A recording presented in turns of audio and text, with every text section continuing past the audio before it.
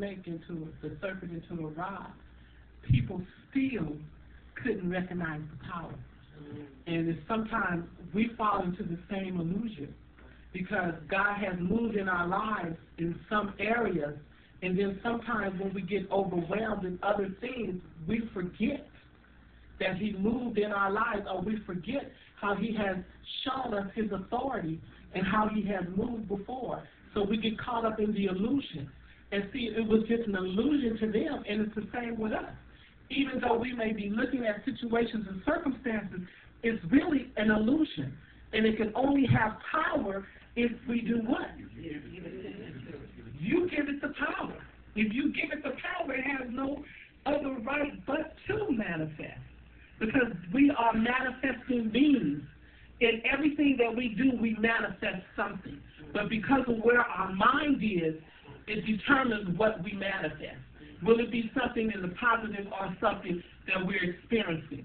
So because we are manifesting beings, we have the tendency to allow our minds to manifest our feelings instead of allowing the spirit to manifest power. There's a difference. Okay, go down to the last paragraph. Herein, you are God to that thing. But because you don't recognize yourself as a God, and when I say God, I mean God with a small g, God not in personality, but also because the Spirit of God is in us. So you are God to whatever that thing is. He is that thing is the Pharaoh. So you have the authority over it. That's why the meditation and going in and being able to see it's important, because it allows you to recognize the power that's in you. So He let us know that Moses was a God to Pharaoh. But see, Moses felt so inadequate because Moses felt because he didn't have great speech and because he wasn't an elegant speaker and because of where he came from, and also he was carrying the guilt of he had murdered a man. So all of this was hindering him from representing the power that He is. But that just shows how awesome God is. God will take a murderer and make him a God. Only God can do that. Take a murderer and allow him to be a God to a king. I don't get it.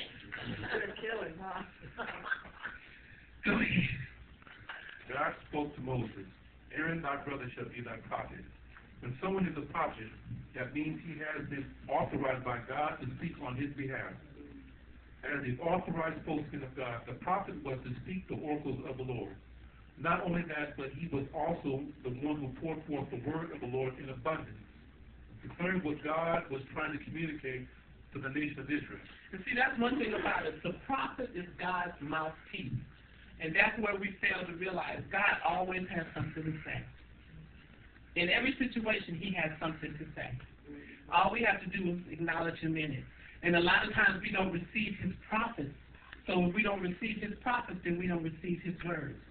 Because He just said that prophets are God's mouthpiece.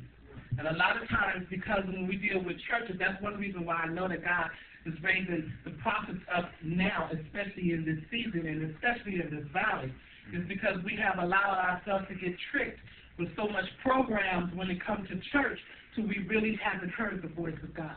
God hasn't really been speaking. Because God, I don't care what you say, God is not going to speak in a bunch of programs. I doubt He's speaking any. I really do. You don't have to like me, but it's real.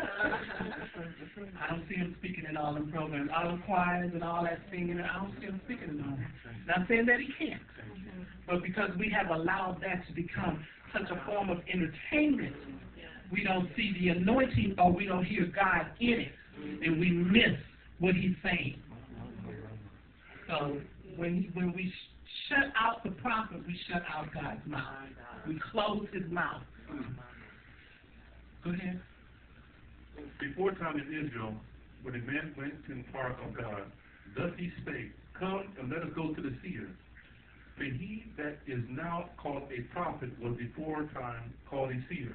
And then sometimes a lot of people feel because they were called seers, then he before time, which was called a prophet, was now Before it was called a seer. But like we see, every seer is not a prophet. Every seer is not a prophet. He said, then said Saul to his servants, well said, come, let us go. So they went unto the city where the man of God was. And as they went up the hill to the city, they found young maidens going out to draw water, and said unto them, is the seer here? And they answered them and said, he is. Behold,